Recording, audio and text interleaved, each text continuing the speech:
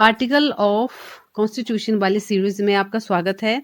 इसमें सबसे पहले हम करते हैं आर्टिकल नंबर 1। आर्टिकल में कहा गया है कि भारत राज्यों का एक संघ है, राज्यों का संघ है और एक समूह बनाया गया है राज्यों का। उस संघ का, उस समूह को नाम दिया गया है, नामकरण किया गया है छेद के तहत, और नामकरण है इस संघ का इंडिया बोलो या भारत का लो। ओके, तो इंडिया और भारत आर्टिकल नंबर 1 में इसका नामकरण किया गया है। कहने का मतलब ये है कि देखो, अगर हम अलग अलग व्यक्तियों का एक समूह बनाते हैं, तो मान लो 10 व्यक्ति है, तो 10 व्यक्तियों को इकट्ठा कर लिया, फिर उसका एक समूह बनाया और उस समूह का एक नाम रखा जिसको भारत बोला गया। ये कहा गया है आर्टिकल नंबर 1 में। वैसे ही कॉन्स्टिट्यूशन के आर्टिकल नंबर 1 में यही काम किया गया है कि अलग अलग स्टेट्स को मिलाया गया और एक संघ बनाया गया और उस संघ का एक नया नाम दिया गया जिसको इंडिया बोला गया, भारत बोला गया, आर्टिकल नंबर 1 के अकॉर्डिंग। दूसरी बात बोली गई है इस आर्टिकल में, क्या कहा गया है, जितने भी स्टेट्स हैं और जितने भी यूनियन टेरिटरीज हैं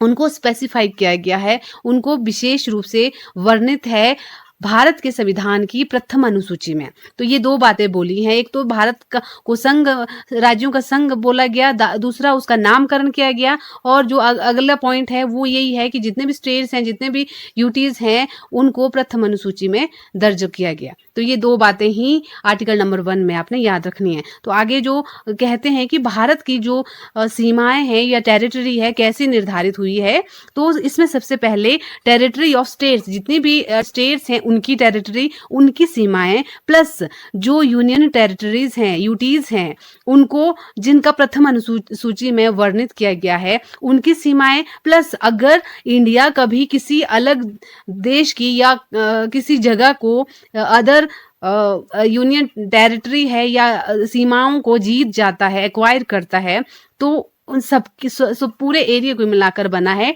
इंडिया की टेरिटरी या भारत की सीमाएं। तो दैट इज द पॉइंट जो इस आर्टिकल नंबर 1 में कहा गया था। Thank you very much.